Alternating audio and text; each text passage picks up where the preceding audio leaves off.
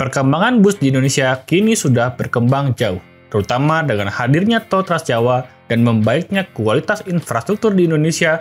Banyak operator-operator bus yang berlomba-lomba untuk memberikan fasilitas terbaik kepada calon penumpang. Salah satunya dengan menghadirkan bus yang menggunakan suspensi udara, bus yang sudah ber-AC, kursi yang semakin empuk dilengkapi dengan legrest, dan juga servis makan dan snack yang melimpah. Akan tetapi, ada salah satu fasilitas yang hampir semua bus pakai, namun sampai saat ini perkembangannya masih gitu-gitu aja. Apa itu? Yaitu adalah toilet bus yang masih tidak bisa digunakan untuk BAB. Emang iya nggak bisa dipakai BAB? Jawaban sih hampir iya, karena banyak toilet di bus yang masih tidak bisa digunakan untuk BAB. Walaupun ada salah satu operator bus yang toiletnya bisa digunakan BAB. Salah satunya adalah PO Juragan 99, yang dimana semua unit busnya bertoilet bisa digunakan BAB. Tetapi selain PO Juragan 99, tidak ada lagi operator bus yang toiletnya bisa digunakan BAB. Kenapa ya? Jadi bus bertoilet sebenarnya sudah ada di medio tahun 90-an.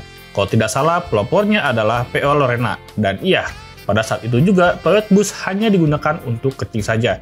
Dan ada beberapa alasan yang cukup masuk akal kenapa toilet bus tidak bisa digunakan BAB.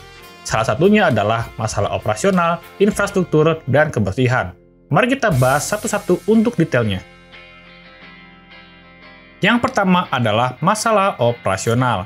Maintenance bus bertoilet yang bisa digunakan BAB, tentu biaya operasionalnya akan jauh lebih tinggi ketimbang yang hanya bisa digunakan kencing saja. Kenapa bisa begitu? Ya karena toilet bus yang bisa digunakan BAB perlu perawatan yang lebih ekstra. Salah satunya harus ada penampung atau biotank yang menampung kotoran manusia atau yang sering kita sebut. Selain itu, konsumsi air sudah pasti jauh lebih banyak, yang berarti harus mempunyai tangki air yang jauh lebih banyak. Kalau mau diasumsikan, jika toilet bus bisa digunakan BAB, maka membutuhkan 200 hingga 400 liter air.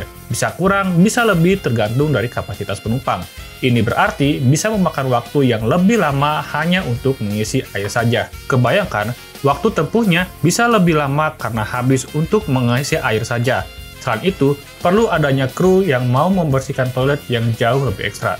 Hal ini pernah disampaikan oleh mantan Direktur Operasional PO Haryanto yang bernama Rian Mahendra ketika menanggapi bus Juragan 99 yang toiletnya bisa digunakan BAB. Apa kabar toilet Bitung, Mas? Toilet biotank. Mas bilang Juragan 99 tuh bilang biotank bisa mengantisipasi apa-apa itu untuk BAB. Pertanyaan gue bukan soal biotanknya, karyawannya ngurusinnya sanggup apa enggak. Kalau emang sanggup, juara berarti dia, bro. Karena kita nggak sanggup. Lawang kru bis itu sampai terminal ya. Kadang habis bersih-bersih, ngelempetin selimut, ngelapin bis, ngampas aja kadang ngegerundel saking capeknya mereka. Gitu. Apalagi sampai terminal suruh ngurusin tai, buang ke sana, buang ke sini, nyari penampungannya dan lain sebagainya kan ya. Kecuali kalau bisa bis-bis wisata mungkin bisa. Karena kan jalannya jarang, udah gitu ya banyak tempat ampiran lah. Berhenti bisa toilet. Tapi kalau bis-bis akap itu kan tiap hari jalan. Kalau dikasih penampungan tai, maaf, ya nggak bakal sanggup krunya ngurusin. Sudah jelas, dengan adanya fasilitas ini, maka kru harus bekerja jauh lebih ekstra lagi. Kebayangkan, kru harus membersihkan sampah, menyapu, merapikan kursi-kursi yang masih berantakan, dan mengisi air toilet jika dirasa air untuk menyiram sudah sedikit. Ditambah lagi, harus membersihkan toilet yang bisa digunakan BAB, kebayang ribetnya. Jikapun ada yang mau, maka harga tiketnya bisa lebih tinggi dibanding dengan yang hanya bisa kencing saja. Kita lihat tiket bus Juragan 99, tiket termurahnya saja berkisar 550.000 untuk Jakarta Malang. Jadi hanya bis kalangan atas yang mampu untuk melakukannya. Pertanyaannya, kalau bus nggak bisa, kenapa kereta bisa? Karena kereta punya ukuran yang lebih besar dibanding bus, dan punya kru onboard bernama OTC, singkatan dari On Trip Cleaning, yang kerjanya mirip seperti OB, karena kereta api punya ruangan yang lebih besar dan bisa dirangkai beberapa gerbong. Bus akap biasanya membawa 3 kru, yaitu 2 supir dan 1 kernet. Jika mau menambahkan kru tambahan hanya untuk membersihkan toilet, maka harus ada ruangan khusus yang dimana para kru beristirahat, dan tepat untuk menyimpan semua alat kebersihan. Maka akan berpengaruh dengan biaya operasional dan tentu juga harga tiket yang harus dibayar. Yang kedua adalah masalah infrastruktur. Seperti yang sudah saya bilang sebelumnya, dengan adanya tangki air dan penampung kotoran, maka harus ada infrastruktur yang mendukung fasilitas tersebut, seperti untuk pengisian air yang bisa kapasitasnya 200 hingga 300 liter. Kapasitas ini sama dengan kapasitas BBM yang ada di bis. Tentu, waktu pengisiannya pun akan jauh lebih lama dan butuh tempat pengisian air yang lebih proper. Masalahnya, tidak semua garasi, tempat servis makan, maupun SPBU mampu untuk mengisi kapasitas air yang sebesar 200 hingga 300 liter. Jikapun ada, maka operator harus membayar ekstra untuk mengisi air hanya untuk kebutuhan BHB. Selain itu, penampung atau biotank yang menyimpan kotoran pun harus dikosongkan. Masalahnya, tidak semua garasi punya tempat untuk membuangnya. Jikapun iya, maka belum tentu itu mudah. Kenapa? Ya karena bus biasanya akan pulang ke garasi setelah melakukan 4-5 kali PP.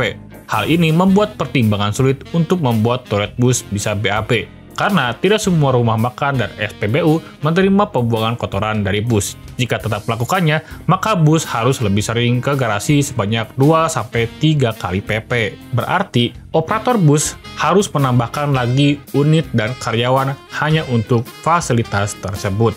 Kalau sudah begini, maka nilai investasinya bisa jauh lebih mahal dan sudah pasti harga tiketnya akan lebih mahal juga.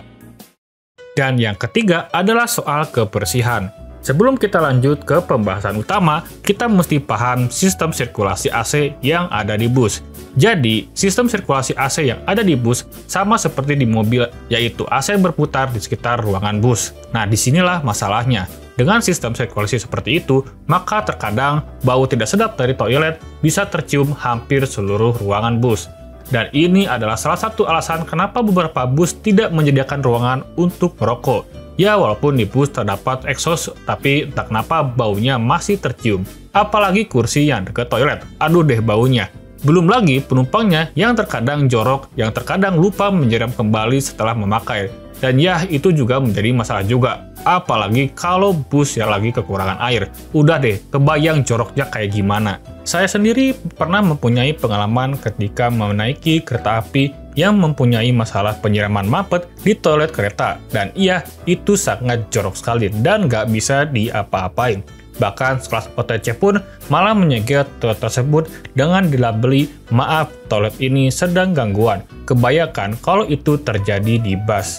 Jadi itulah beberapa detail dan alasan mengapa toilet bus banyak yang tidak bisa digunakan BAB. Ya, walaupun ada, jumlahnya masih sangat sedikit. Jadi kalau kalian memang kebelet buat BAB, bisa minta ke kru untuk menepi ke SPBU terdekat untuk BAB, atau bisa manfaatkan waktu ketika bus berhenti untuk servis makan atau ketika pengisian solar di SPBU terdekat. Dan saran saya yang sering melakukan perjalanan menggunakan bus, sebelum melakukan perjalanan, alangkah baiknya untuk tidak makan pedas atau makan makanan yang mengandung gulai dan makanlah secukupnya. Dan juga biasakan untuk melakukan BAB sebelum di perjalanan, supaya pada saat perjalanan tidak merasa mulas dan ingin BAB.